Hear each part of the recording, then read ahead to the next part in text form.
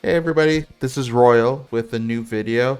Um, this past weekend, a personal friend of mine took Lunalight to the Seattle WCQ Regional and getting top 8 with it. This personal friend, known as BJ, is somebody that I've known for a while now. He is a hero and Belle player first. And due to sort of like time constraints, he originally had planned to pick up Dracotail, but after learning about the success that the deck was seeing in the OCG, as well as having somebody in the hero server that both he and I frequent, um, he had somebody that could essentially fast track him into learning the deck. And after a few months of playing, his hard work and playtesting has paid off with his best regional finish. I very much thank him for granting me the time to have a little interview with him just to talk about his run, his deck list choices, what he was sort of expecting going into it, and how that affected his deck building, and sort of things that he considered or things that he went through while doing his run. There's a lot of fun little tidbits that will be timestamped in the video. But without further ado, let's just get into it. I guess the first thing we can start with really is in terms of like your philosophy of your entire deck build as a whole. What exactly were you building for, or what was your idea behind the deck build as a whole? Yeah, so my idea with the deck build was I knew this format we kind of shifted where we had these low power decks like Yummy, Dracotel, and K9 VS to like these power decks we were playing that are like pseudo FTKs like Mitsu Yummy or Mitsu what name whatever deck or like Kirsten K9 that if they went full combo you weren't gonna win no matter what board breaker you had. And so I was trying to think about what hand traps to play to prevent that. But when you start looking down the line, like those low impact hand traps didn't really do much. Um, didn't do as much, and I came to the realization for me was like I rather play cut my deck down as low as can possible and play like high impact and hand traps that I that can stop these FTK decks like prior to these decks, and then like mix them with like some quality board breakers or some still good hand trap that can play around K9 cards like Dominus Impulse. That can help me like break their board and go to my Lunalight plays, and then also kind of like with like call by and talents to just like have. I know people play Droll more, so just kind of having cards that enable me to like if I get Drolled prevent that from happening or look at their hand and see what they have so I can play on the rest of their non-engine. All right, that's fair enough. And then I assume, like, in terms of before we go actually into your non-engine, I assume your idea was like the matchups were gonna be like pretty centralized between Yummy, Mitsu variants, and Draco Tail, especially because like Basically, it was good. yeah. No, go ahead. Yeah. Yeah, it was gonna be Yummy, Mitsu, Draco Tail, it was some Malice, other road. But my main thing was like the main just 100 decks with like their combo variants. Was like my main focus. With my main being like those FTK combo decks, and then my side deck could be for like Draco Tail or any other rogue deck strategy that I might be facing. All right. Then I guess we can get into just like the specifics. I'll start with like the normal engine first. I mean, the list seems pretty standard, but the two things that I think most people would question are the one Hound over two, and then just the inclusion of the Foolish Burial Goods package. Um, yeah, I think the one Hound is something I've always just been very bullish on, where I just prefer the one. Just because in context, you play hero and I have played hero, and the way that I've always looked at Hound is like just a much better version of increase, but it's not detrimental to draw Hound like it is detrimental to draw increase. But like, what are your general thoughts on one Hound over two? I agree. I got my deck list. I got my deck list from you, Lunalight, and it was like, Hound at one is fine because there's multiple ways to get it out of your hand, and also you have like if you draw nothing in the world, like you can still get to your plays. You can poly it off, and it can still add value to you. So I was like adding two. I feel like it's unnecessary. And even with this deck, when it comes to the grind game, when I started playing this deck, I use a lot of my resources to make my board, and if anything is left over, is used to make like another Liger Dancer if I haven't already gone for two. So I just feel unnecessary to have two Hound, because I'm just like, if I already go full combo, I don't see the value of other Hound. And also, like, if I get stopped, there's also multiple ways for me with my other cards to get to my plays. So I just feel like the value of another Hound was not worth placing in the deck, especially when I wanted to make my deck as like low count as possible. So I didn't feel Hound was necessary. Kind of the same mindset when it came to like Foolish Burial.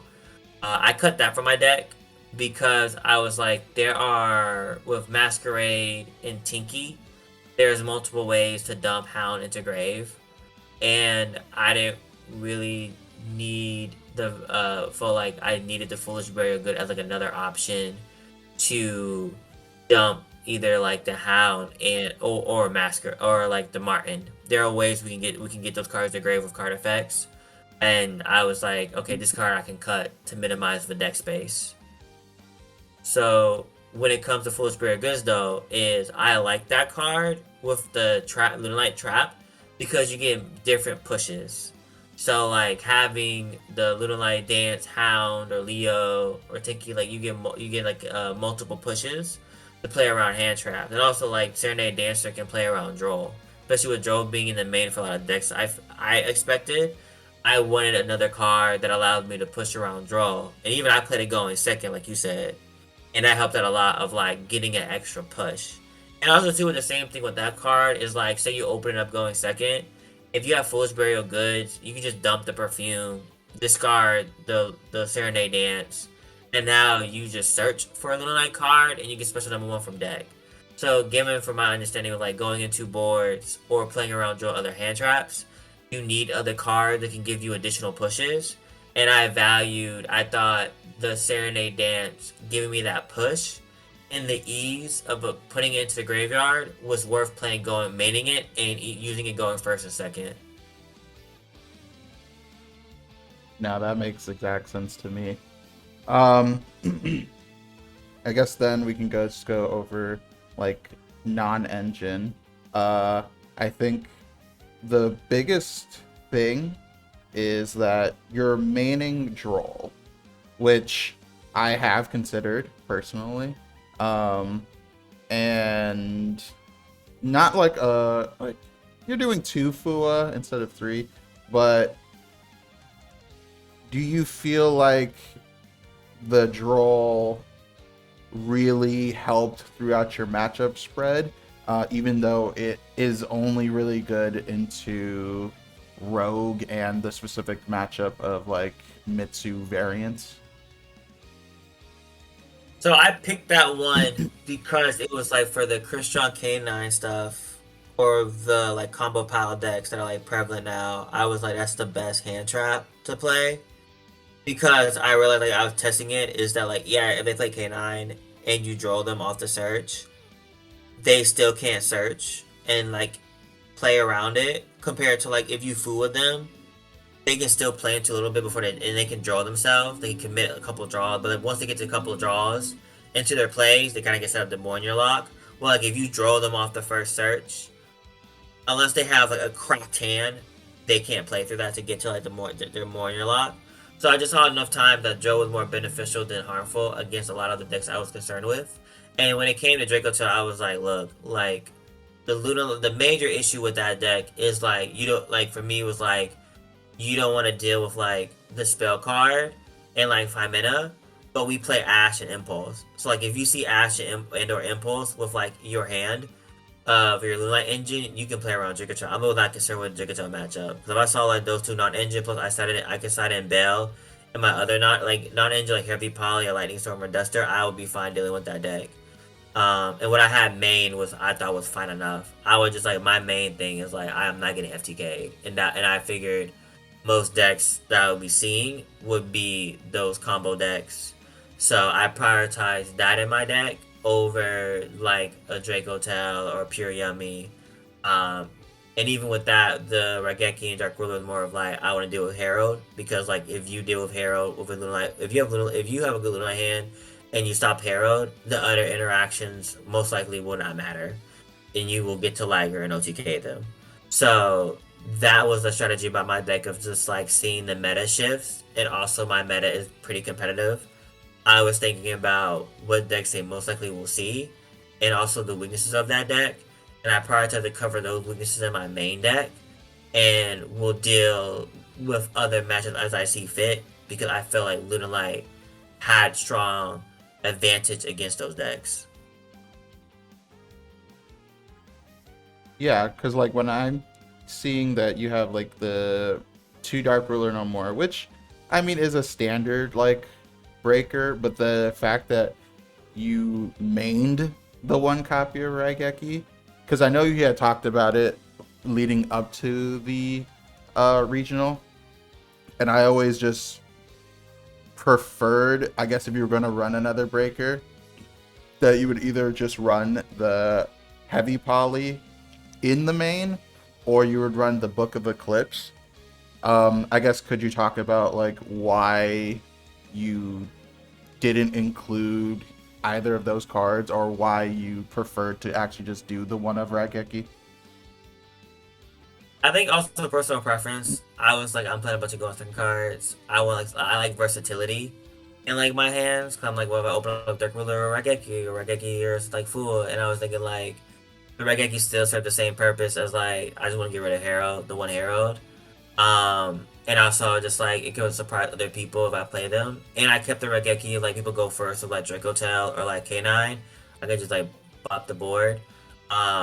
So that was the preference. I could have went the other Dark Ruler too, but I was just that was more of a personal preference choice of not replacing with Dark Ruler. Because if I would have just added a third Dark Ruler. But I was like, I don't like having 3 Dark Ruler. What can I use as another replacement like Raigeki? Because the Raigeki was more so for like if the theory was if I get debarriered, I can pair that with one of my other hand traps and like help easily break the board, so I can end on like SP Baguska and survive another turn. And the idea, just to throw around, was like if I get Retaliating Sea, I'm gonna just like have that as a means to like break that to like get rid of that the Retaliating Sea monster. So that was kind of my theory behind that card. Yeah. I mean, that makes sense because the way that I'm looking at it in terms of like the other breakers that you could run, which are again the heavy poly, the Book of Eclipse, and I run Droplet, or I have run Droplet. Is that the fact that just because it's so prevalent to stop the Mitsu engine, Ash is like really up there in terms of that, and the fact that Ash counters Eclipse just makes it a little less versatile for me. I know a lot of Lunalight players love it, but the way that I've always looked at it is that Book of Eclipse, you need certain hand setups for it to work, because more likely than not, they're going to hit you on like the Veiler or the Imperm, which are not good cards, by the way, but they will do that on the Gold Leo, and your lines become wonky if you don't already have the extender to make hitting Eclipse on the Gold Leo to protect it worth it. It isn't like, again, Hero, I guess it's the easiest like translation. But yeah, I don't know. For me, Eclipse didn't seem as good. So that's why I was personally testing the Raigeki. But no, I think your line of thinking makes sense. And then It's yeah. when I we look at the list, because that you do have in the side the ghost spell, which was something that I had personally recommended to you. But when you came back to me after the regional, you said specifically that out of all the cards in your deck, this was the only card that never came up or had no use. I guess, why do you feel that way? And do you feel like you would have just run a different card in its place? No, that's part of the game. You just don't draw certain cards. It just never. I just didn't draw by draw. It didn't matter in the grand scheme of things. I still think it's a great pick for the format against Draco Talents like the Mitsu decks. But again, I only finished like one Mitsu. That's all matchup dependent too, right? A whole slate was like a bunch of different decks. So there were certain decks like I was like, I don't care for Belle. I'm gonna put it. That's what your side deck is for. Is like you pick and choose what you need for your matchups. I only faced like one Mitsu and one Draco Tail. So for me, those were the decks that I was gonna put Belle in, but Belle didn't show up. But at the end of the day, you know, it didn't really matter. But it doesn't have a bad choice. It was just like it just didn't show up in the matchups that I would have used it for, and I didn't have a lot of prevalent matchups where I would have sided in Belle. Fair. And then the other card that you do have in the side is the one of Sales Ban. And what was your process on that? My process was like with Salesman was I wanted another card to deal with the possibility of like Droll. And I know Lunalight can easily navigate through Droll, but through testing I was like, Lunalight can play through Droll, but it's hard to play through Droll and another hand trap. Because the benefit of like Lunalight is you have really good cards that are not like Lunalight Perfume and like these search cards that can help you extend your plays, push through plays, things of that nature. Or like Tinky and stuff like that can help you accumulate resources, kind of like heroes that can help you like push through hand traps and stuff like that. So when you open up a good hand with Lunalight, like we talked about, like it can easily play through a couple hand traps. But then when you have Droll, it limits that. So it's like if it's only Droll, sure, whatever. I that happened in this tournament where people only Drolled me, and I was still able to end on like SP Tiger, little Liger, and still whoop them. But it was like my concern, especially playing on Omega, people would be like Droll, Ash Belle, Droll, Ash, and like a multiple hand traps. So my idea was just like salesman call Droll, blanket that, and just knowing that's out the picture, I could just deal with the other hand traps they have. And do you think, obviously hindsight being 2020, would you run more copies of the Sales Ban?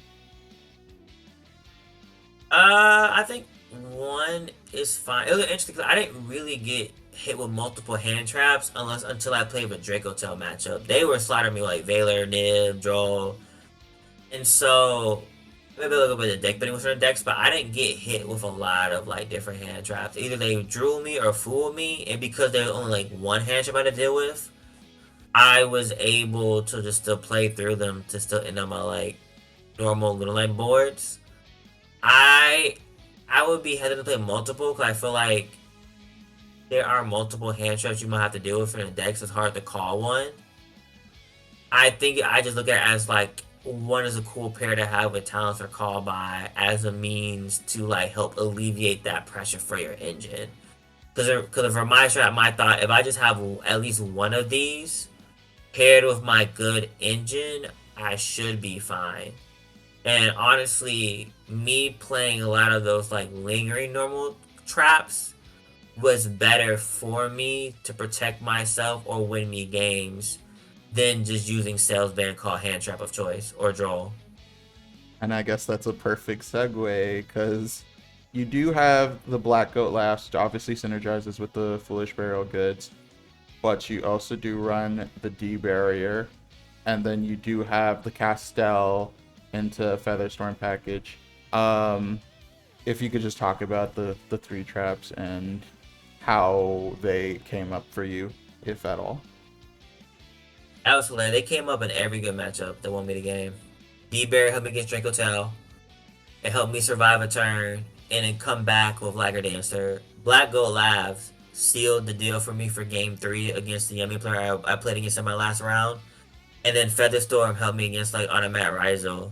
Like all these cards are really good for the matchup I feel like they would be good for, and they won me those games. So I think those were really good going first options of like unfortunately people playing with the going first is like lingering like cards that just like silver bullets, and like these are some of the best for me for this deck to play for some of the decks this matchup, and each one of them I only used them like once, but for each scenario they won me that game. And then if we were to go over your matchups, which you told me about, yeah, it's like a lot of different stuff from Mitsurugi, Vanquish Soul, you Belle, you played the Mirror, you faced Pure Yummy, some, and Draco Tail Branded. I guess, do you have any specific thoughts on any of those specific matchups? Or just what were your general thoughts when you were actually going through the tournament on based on how you feel the format is or how it's shaping up to be? My main thing was I want to be strong enough to have my deck to open up like Droll or Fua, or like some of the like to help minimize the FTK board, like Crystal K9, Mr. Yummy, and be able to like beat those, and then like hopefully game 2, if I go in second or game 3 go second, just be able to like have a non-engine to play through D-Barrier. Hope they don't have D-Barrier, and able to like survive those games, or they're not engine, or if they have retaliating C, I have the outs to the retaliating C. That was just like the main issue with this deck. My concern was like not winning game 1, but like game 2 and game 3 when they have the non-engine. And that was my concern, was like, I'm gonna get D-Bear, I'm gonna get hit with the retaliating C, and it's gonna be rough to play around. So my main strategy that I was like testing, and also like Droll, like not worry about Droll, but like, I know they're gonna consider. So I was trying to make sure I have the cards to deal with these, as well as like have the ability to play around these hand traps. When they do happen, I don't be overwhelmed and be like, ugh, like I can't play around these like lingering floodgate card hand traps, or like D-Bear. Like no, I have a plan around them so I can at least play through these cards. So that was my main goal. Because I feel very confident with my deck. I feel confident with my play, and I was like, if I play well, it's because of DC, and I limit the interactions between these linear floodgates, I should have a chance. And that's really what happened. The part that happened outside my control that worked for my favor was I didn't get hit with D-Bear that much, maybe like 3 times, and I won, and I only lost 2 of those games. And I only saw Retaliating C once, and that one game was a game where I lost game 3 to Orcus, where they D-Buried me and Retaliated C me, so like it was a lost deal. And then with every other matchup I had, I was very comfortable and very confident in my play. One of the things I had the advantage of is kind of reminds me of like how with heroes is like I know my deck better than my opponent knows my deck, and I know my intricacies with my deck more than they do. So there were situations where, like say like for example the VS K9 deck, they hit me with like Spell Counselor. They went through all their combos and they ended on like the K9 Ripper and then Spell Counselor. And I had like my whole hand with like spells and Leo. So I was like, damn. Like I have to get rid of the Ripper and get around Spell Counselor. So I use things like the Leo chain blocking of like Hound, Chain Link 1, Chain Link 2, Leo to play around like the Ripper. And then I use effects like the Perfume Dancer effect and reduce their attack to run these cards over. Or players will let me get to like the Fire Fist card, and I would Dark Ruler them, and they were like, "What?" So there were instances where, or I would do plays where I got to dump Martin, and I would do Chainlink 1 Martin, Chainlink 2 Leo to get back the Leo in hand and get Lunalight Fusion, so I have enough materials for Liger Dancer. So a lot of players didn't know where I was trying to get to, and because of that, I was able to capitalize that on make plays to either like get to Liger Dancer or negate their whole board so I can get to my plays. Yeah, just like beating the stronger matchups, just using deck knowledge and knowing their decks better than they or as much as they do. And yes, the Tiger King is the goat, um, which is sometimes why I don't think that I like running Dark Ruler no more. But I digress. Looking at your extra deck, I mean it's generally pretty standard, minus the Castell, but I know the Castell is used for the Featherstorm. But I know I don't want to say it's a hot topic, but I've been known for running the Guardian Chimera, which can be an iffy choice, especially in a meta where everybody is on that D barrier, where you could run stuff like the Boral Sword or even a Chaos Angel package. I guess, what are your thoughts on just Guardian Chimera as a whole and running those other non-fusion options, in the fact that you do get debarriered? So when you put me on Guardian Chimera, I thought it was like at first I was hesitant, but when I played it, it's really cool to play. Plus, you play a lot of hand traps to fix your hands. It's a great another way to board break and to draw more cards. And if you play like Kaleido Tick or Masquerade, you can just add Poly back again and just use that for like Guardian Chimera. So I have a 3300 beater that's non-target destruction, draw cards. It can definitely fix your hands, and it can fix your hands and break your board and help you with the OTK. Kind of like it's like I use that plus like Leo Dancer to help me OTK against VSK9 when they like kaiju'd my Liger Dancer. Like it's another good option to help you OTK when your Liger Dancer option gets thwarted or you can't get to it. That's why I played a Panther Dancer, because that also came up too, getting to Leo Dancer to help me OTK against the VSK9 player. Um, the one option I think that may be worth it to play that was pretty interesting I saw, because I'm cool with another Lunalight player from my area, and I saw them in a match, and they played the Arc Rebellion line where they make the rank 4 and they make Arc Rebellion. And I thought that might be useful because like you get boosted, it can't be destroyed by card effect, and it gets really big and like negates the whole board. I know you can't OTK over everything, but I thought that was the best one if anyone want to go that route, because it's easier for this deck to make rank 4s. Where I feel like with the other OTK options, you need to really have a really good hand to jump through hoops, like get to the Boros Sword or the other card. So I haven't tested it myself, but it seemed like the Arc Rebellion one to make that like rank 5 seemed like a pretty another good option to make a big body to OTK or a hard card for people to out. Yeah, no. I mean, Raiders Night into Arc Rebellion has been a very common thing, like pre-support. So it just, the fact that the extra deck can be a little bit too tight with having as much names for Liger as possible, while also having like the consistency slash additional end board pieces.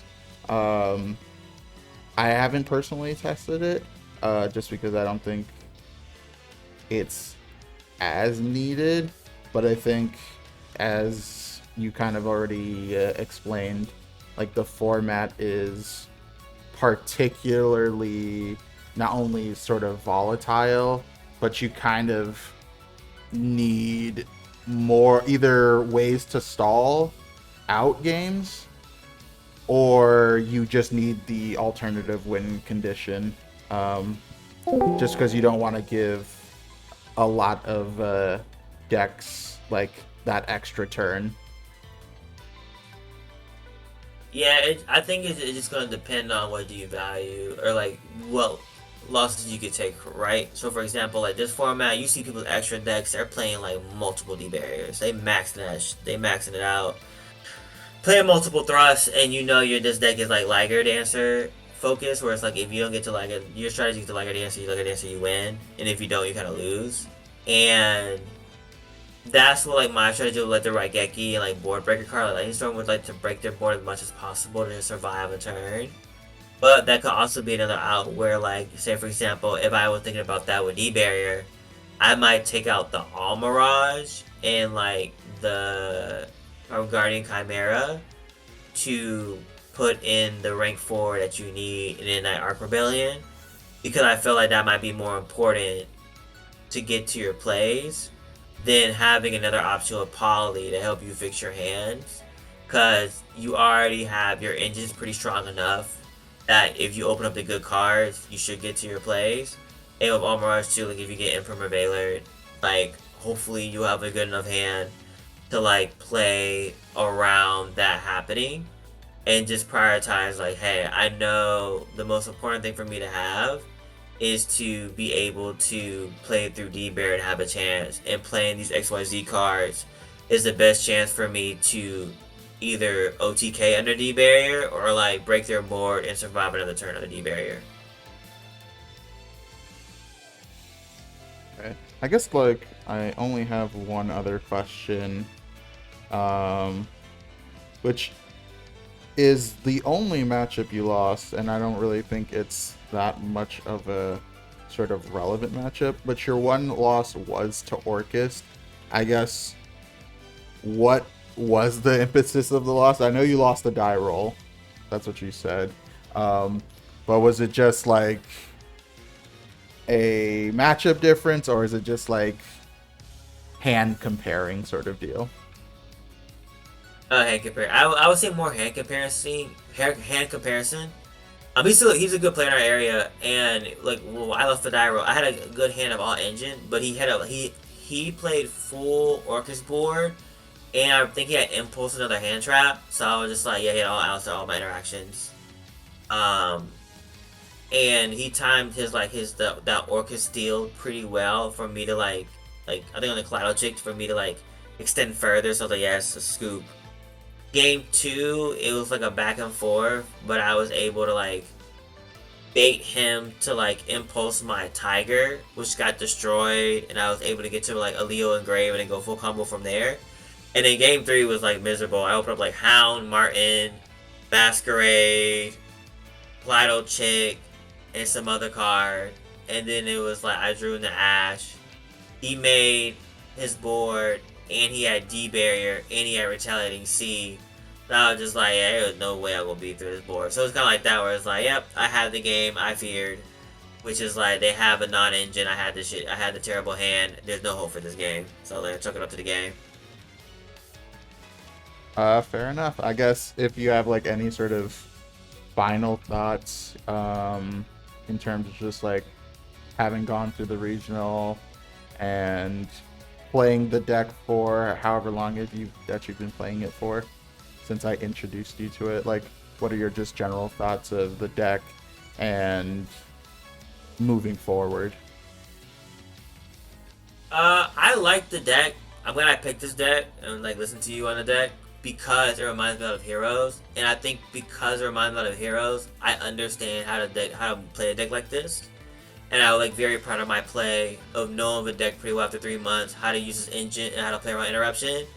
I did get Drolled a lot, and I was very proud of like how I was able to play around Droll to still end on a good Lunalight board. And I really liked my deck building strategy and how it played well into what I thought the format was, and I got rewarded for that.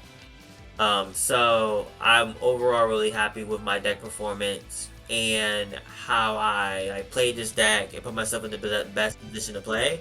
And also time just like playing in a regional, just like knowing with my experience, knowing how to use my hand traps, taking advantage of like my opponent's mistakes and lack of knowledge, and using that to my advantage to win to beat my opponent.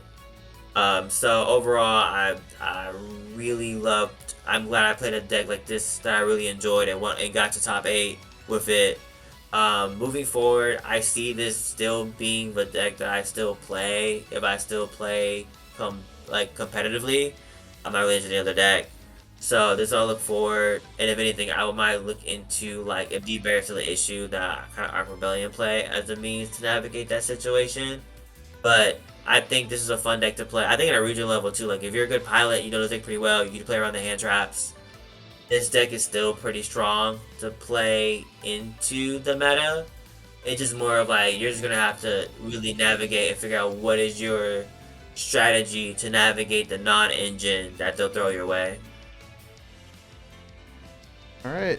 I don't have any more questions. I mean, obviously, congrats. I mean, I'm glad that you did super well with this deck and are helping people see that this isn't a meme deck or a bad deck. It can and will do well when you get the right people in front of it. No, thank you again, bro. We really appreciate you. I appreciate it. Thank you, Coach.